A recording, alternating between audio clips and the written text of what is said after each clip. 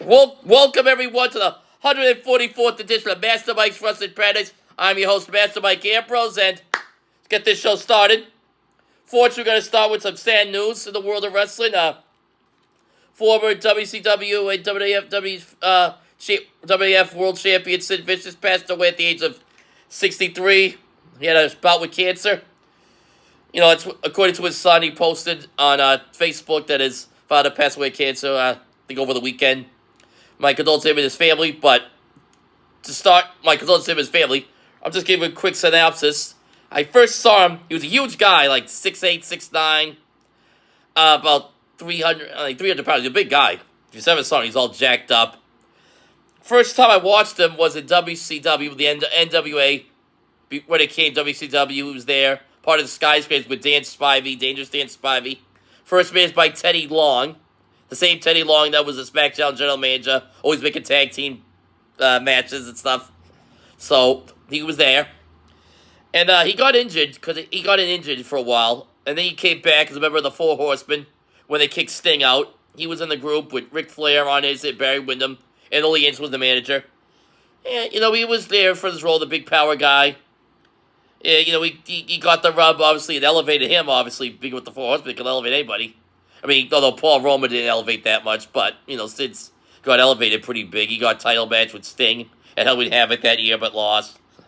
And, as the year went on, he had a match with, at Wrestle War, we powerbumped Brian Pillman almost through the cage when he kind of bought the powerbomb to the cage, and Brian Pillman got knocked out.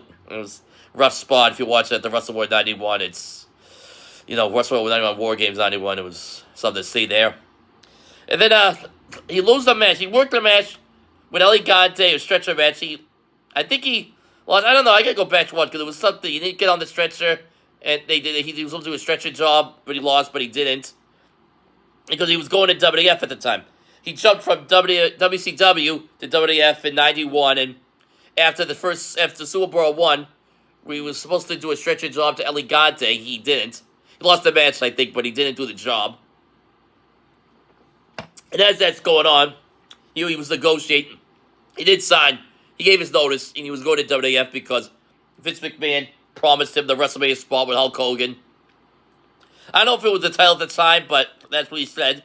And, of course, Ric Flair came in a little later on, and it was like, and with the title, and that everybody thought it was going to be Flair and Hogan for the 91 WrestleMania main event, but that didn't happen. And so they had to do the double. Flair versus Savage for the WWF World Heavyweight title, and Hogan and Sid. And Flair has a better match I liked, and that was the main match of the show.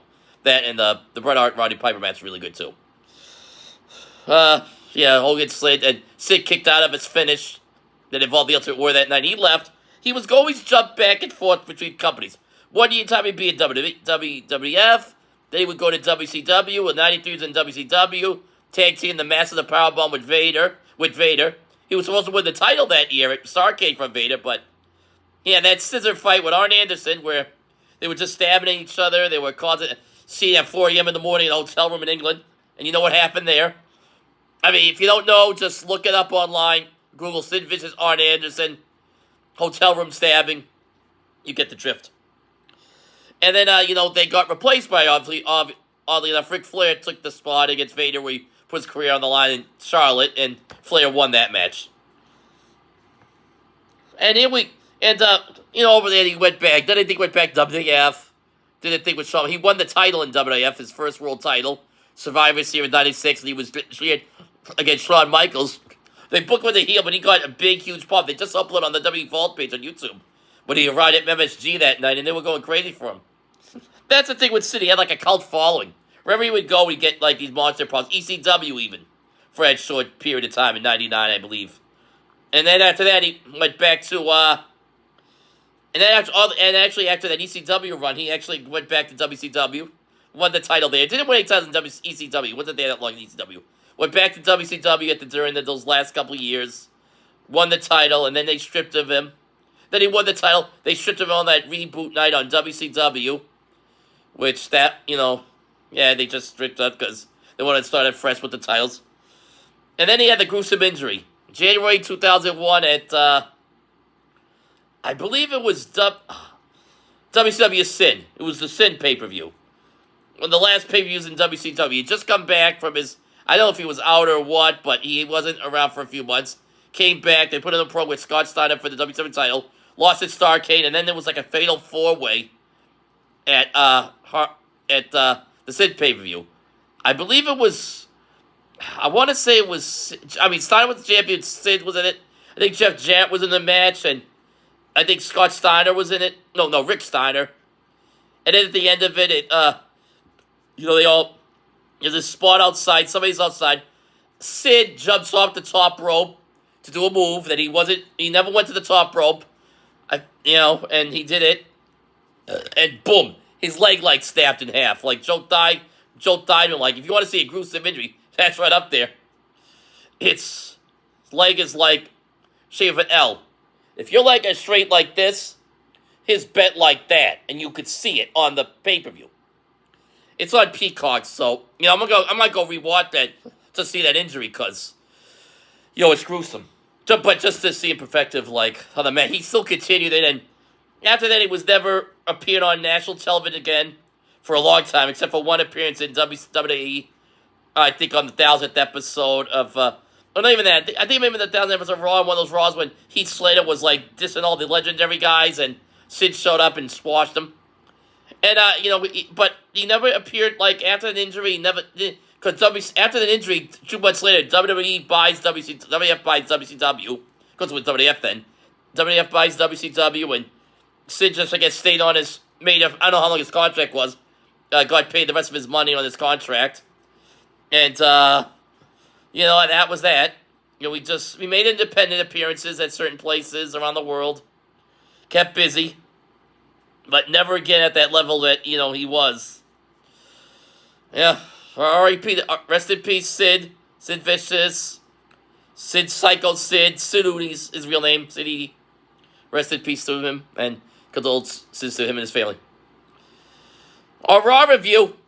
Let's get to this now. Built to Bash at the Beach. No, not Bash at the Beach, sorry. That was a WCW pay-per-view. Built to Bash in Berlin, which is this Saturday night. Saturday afternoon. Because they're in Berlin, Germany, so it's a tape, it's nighttime when it's here. The main event, of course, is Gunther versus Randy Orton. They did an Orton promo where saying, I'm coming dangerous, I'm coming back, I'm going to be the most dangerous person I could be. And he was just ripping off, no, not ripping, just talking about all his accomplishments. They keep talking about how he can move to second place on the all-time world title list. So they're telling the story there with him. And it should be a great match, I think. Get two great... Gunther's the best guy they got. One of the best in the world, maybe. And Orton's really great. Orton's great. People say, it's a great wrestler and great matches. I disagree. He's a great wrestler who has great matches. Also got the second best... maybe the best built match of the show. Drew McIntyre versus CM Punk in the strap match. McIntyre doing his promo. Punk appears with a strap and starts whipping on McIntyre, whipping on the security and stuff. It's great. That's a reveal, like I say, feud of the year so far, McIntyre and Punk, without question. Should be a great match. Should be a banger. Both matches so far, those two matches I mentioned, Bash and Berlin, should be bangers. Both should be burgers. Bash and Berlin, they both should be bangers. IC title tournament. We got Jey Uso and Pete Dunne advance. Jey Uso defeated Kofi Kingston, Karrion Kross, and Pete Dunne beat Miz and Xavier Woods. Judgment Day versus the LWO. And, we had the build to Liv and Dom. Judgment Day win. Great match, actually. A lot of good action. A lot of fast-paced action. Great spot by Joaquin Wilde. Does this crazy, insane jump from the second rope, and he gets elevated. They spring him off the rope, but he gets higher. He gets amazing height. It's incredible. And they kept built to Liv and Dom versus Liv Morgan and Dominic Mysterio versus Rhea Ripley and Damian Priest in a mixed tag match. It's one of the more anticipated mixed tag matches probably the W's had. Maybe the most anticipated. So we should see how that goes. I'll get my Bash Berlin preview at the end of the week on Friday, so we'll see how we are then. Braun and Bronson Reed and Braun Strowman had a big fight. And they would go all over the place. They'd cross the outside in Providence, where they are. Bronson Reed puts Braun Strowman up on the top of a car on a car, and he comes, and Bronson Reed jumps, does a tsunami from, like, this ledge area, the parking lot ledge, onto the car, and all the glass out the thing goes out, flying outside the window. It was insane. We also, back to the Intercontinental title. Winner of this tournament, it's going to be like a fatal, it's going to end up like a four quarters match or a fatal four-way match in terms of the Intercontinental contender. And it looks like, Braun Breaker is the IC champion. And we got 2 more matches to go. I'll give the review of it at the end of the week to remind who's in the matches. But I think one of the matches is I think it's Sheamus versus Sheamus versus Bronson Reed versus Ludwig Kaiser. They've had some stuff with Sheamus was going to the IC title because he never held it. That's one time he hasn't held. So I don't know if he wins against Bronson Reed. I can't see Bronson Reed taking the pinfall on that. So anybody would, but I think if it's not Bronson Reed winning, the other guys will pin one another. So we can look at it that way. You know, Ludwig Kaiser, the other guy, could fit in that tournament real well. And another match qualifier, we got Ilya Dragunov versus Dragon Lee versus Dominic Mysterio. And we saw a preview of that, obviously, tonight with Dragon Lee and Dominic Mysterio in the 8-man tag. So a lot of 2 good matches. Really great matches for next week. These matches were good so far tonight, last night, too. Oh, and, of course, the main event featured Uncle Howdy and Chad Gable. The re-debut of Bo Dallas, but now in the Uncle Howdy gimmick. Where he's like dresses like a kid, has a mask on, he's laughing through it. So, you know, the Creed, it turns into a schmoz, like his work going good.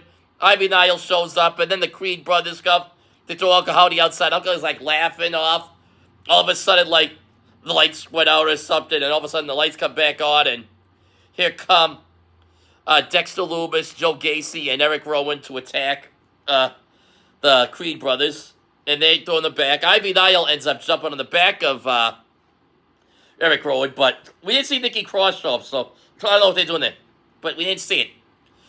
And after that, Uncle Howdy, Chad Gable's going for moonsault. Uncle Howdy touches the other way.